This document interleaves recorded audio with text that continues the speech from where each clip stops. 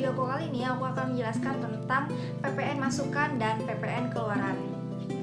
PPN masukan atau juga dikenal sebagai pajak masukan merupakan pajak pertambahan nilai yang dikenakan ketika pengusaha kena pajak atau PKP melakukan pembelian terhadap barang atau jasa kena pajak. Sementara pajak keluaran adalah pajak pertambahan nilai terutang yang wajib dipungut oleh pengusaha kena pajak atau PKP yang melakukan penyerahan barang kena pajak atau BKP, penyerahan jasa kena pajak atau JKP, ekspor BKP berwujud, ekspor BKP tidak berwujud, atau ekspor JKP. Selanjutnya, ada dasar hukum utama yang melandasi pengkreditan PPN masukan adalah pasal 9 ayat 2 yang menyebutkan bahwa PPN masukan dalam suatu masa pajak dikreditkan dengan PPN keluaran pada masa pajak yang sama. Menurut Undang-Undang PPN pasal 9 ayat 2B menyatakan bahwa pajak masukan yang dikreditkan harus menggunakan faktur pajak yang memenuhi persyaratan sebagaimana dimaksud dalam Undang-Undang PPN pasal 13 ayat 5 dan 9. Selanjutnya ada Undang-Undang PPN pasal 9 ayat 3 yang menyatakan bahwa apabila dalam suatu masa pajak keluaran lebih besar daripada pajak masukan, selisihnya merupakan pajak pertambahan nilai yang harus disetor pengusaha kena pajak. Selanjutnya, Undang-Undang PPN pasal 9 ayat 4 menyatakan bahwa apabila dalam suatu masa pajak masukan yang dikreditkan lebih besar daripada pajak keluaran, selisihnya merupakan kelebihan pajak yang dikompensasikan ke masa pajak berikutnya. Dan ada hal yang perlu diingat, yaitu jika PM lebih besar daripada PK, maka pajaknya lebih bayar. Sementara jika PM lebih kecil dari PK, maka pajaknya kurang bayar.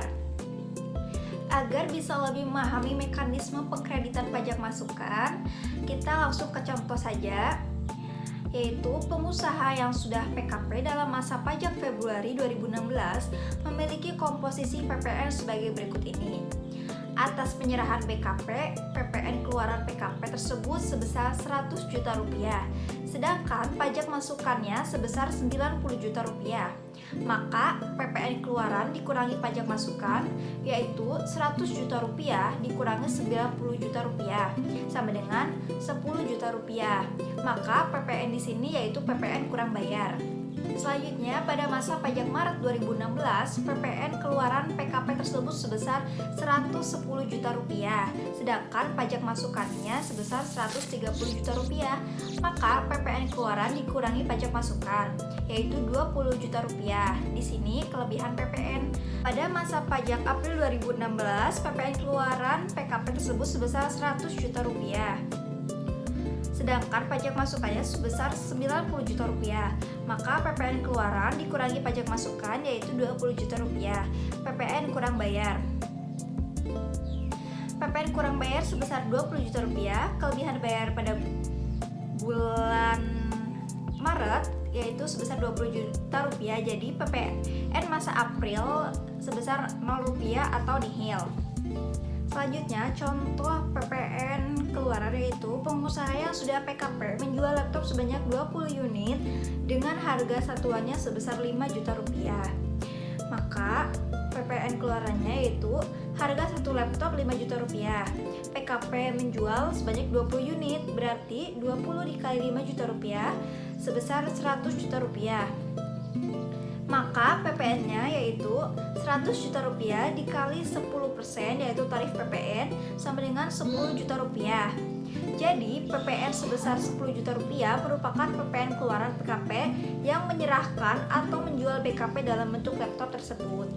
Selanjutnya ada contoh lain, yaitu sepanjang bulan Maret 2000 PT ABC mempunyai transaksi sebagai berikut. Membeli bahan baku seharga 100 juta rupiah, dipungut PPN-nya sebesar 10 juta rupiah. Membeli bahan penolong seharga 40 juta rupiah, dipungut PPN sebesar 4 juta rupiah. Menjual produknya seharga 200 juta rupiah dan dipungut PPN sebesar 20 juta rupiah. Perhitungannya yaitu jumlah pajak keluarannya sebesar 20 juta rupiah, jumlah pajak masukannya sebesar 14 juta rupiah, dan PPN kurang bayarnya yaitu sebesar 6 juta rupiah. Jadi jumlah PPN kurang bayar sebesar 6 juta rupiah ini harus diserahkan kepada kas negara. Sekian video yang dapat aku sampaikan. Mohon maaf apabila banyak kekurangan.